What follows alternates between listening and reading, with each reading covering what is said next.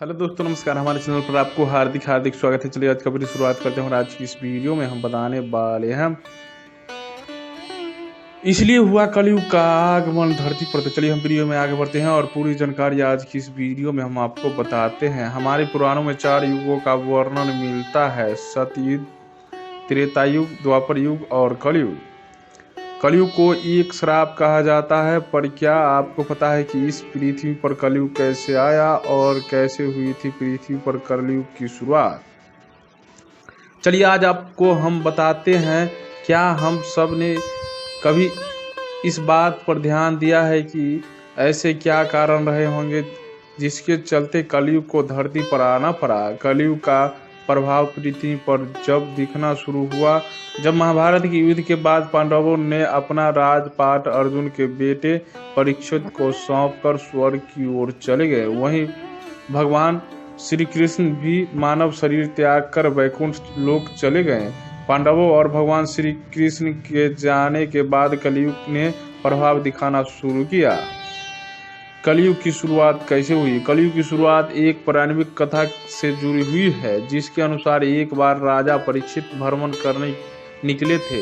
रास्ते में उन्होंने देखा कि कली एक बैल को मार रहा है। उस बैल का एक टांग ही है। यह बैल धर्म था। यह देख राजा परीक्षित को काफी क्रोध आया। कली को मारने दौड़े। कली राजा परीक्षित को आते देख डर गया और राजा परीक्षित से रहम की मांग करने लगा। इस पर राजा परीक्षित ने दया दिखाते हुए कहा कि तू मेरे राज्य से निकल जा और कहीं और जा कर रह जा। ये सुन कली ने कहा कि पूरे धरती पर आपका ही राज है, मैं धरती छोड़कर कहाँ जाऊं? इस बात पर राजा परीक्षित ने दया दिखाते हुए कहा, जहाँ अधर्म, चोरी, झूठ हो वहाँ चले जा और वहाँ जाकर रह। लेकिन इन सब स्थानों से कली को संतुष्टि नहीं हुई और एक बेहतर जगह मांगने लगा। इस पर राजा परीक्षित ने कली को सोने में रहने के लिए कह दिया।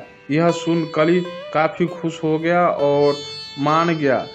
कली ने मौका देखकर राजा के सोने के मुकुट में प्रवेश कर लिया। इससे राजा परीक्षित की मानसिक क्षमता खराब हो गई। राजा परीक्षित के मस्तिष्क में नकारात्मक विचार उत्पन्न होने लगी। राजा परीक्षित ने पास में गुजर रहे एक सांप को मार दिया और उसे ध्यान लगाकर बैठे एक साधु के गले में डाल दिया। साधु ने जब अपनी आंख खोली तो उसने अपने गले में मरा हुआ सांप देखा। यह देख साधु को राजा परीक्षित पर काफी क्रोध आया। साधु ने तुरंत राजा परीक्षित को श्राप दिया कि तेरी मौत आज से 7वें दिन हो जाएगी। राजा परीक्षित वापस राजमहल आए और माथे से सोने का मुकुट उतारा। सोने का मुकुट उतारते ही उन्हें काफी गलती का एहसास हुआ। एहसास होते ही राजा परीक्षित दौड़े साधु के पास गए और क्षमा याचना करने लगे। इस पर साधु ने कहा, दिया हुआ श्राप वापस नहीं हो सकता, लेकिन तुम्हारे पास 7 दिन है। इन 7 दिनों में जितना अच्छा कर्म कर सकते हो कर लो। इसके बाद राजा परीक्षित वापस राजमहल गए और 7 दिन बाद राजा परीक्षित की मौत हो गई। राजा परीक्षित के मरने के बाद कलयुग ने पूरे धरती को अपनी चपेट में ले लिया और हर तरफ पाप और अधर्म करने लगा। फिर इसी तरह से कलयुग का आगमन धरती पर हुआ। कितने वर्षों का होगा कलयुग? वैदिक आलेख के अनुसार 4 युग होते हैं: सतयुग, त्रेता युग, द्वापर युग और कलयुग। हिंदू सनातन धर्म के अनुसार हर 4 युग बाद ब्रह्मांड में जीवन बनता है और नष्ट होता है। सतयुग 4 युगों में से धरती पर पहला युग था। इस युग में बुराई, झूठ, क्रोध, वासना और अहंकार नहीं था। इस युग में न किसी को कोई बीमारी थी, न किसी को कोई दुख था। कहा जाता है कि सतयुग में मानव अपनी इच्छा से मृत्यु प्राप्त करता था। सतयुग का कुल समय 17,28,000 मानव वर्ष था। सतयुग में मानव का औसत जीवन काल 1,00,000 वर्ष होता था। सतयुग में धर्म के 4 पांव होते थे। इस युग का अंत भगवान परशुराम के जन्म के बाद हुआ। त्रेता युग, सतयुग के बाद त्रेता युग आया। इस युग में राज्य और प्रांतों का जन्म हुआ। कई राजा दूसरे देशों पर आक्रमण कर उसे जीत कर अपना बल और प्रभुत्व दिखाते थे।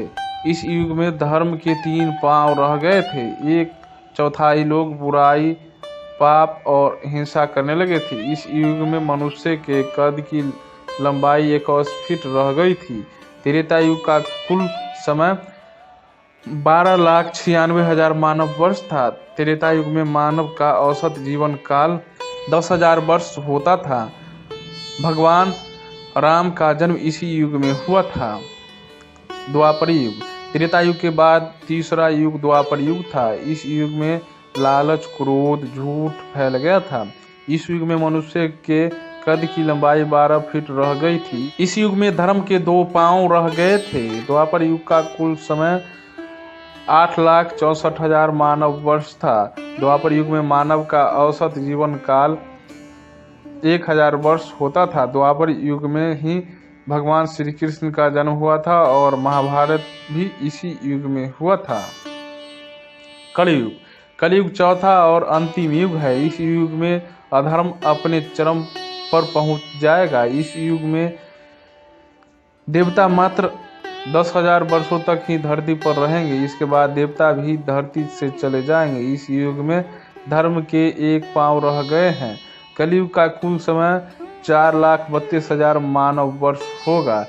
अभी कलयुग के मात्र 5,000 वर्ष ही पूरे हुए हैं। कलयुग में मानव का औसत जीवन काल 100 वर्ष होता है।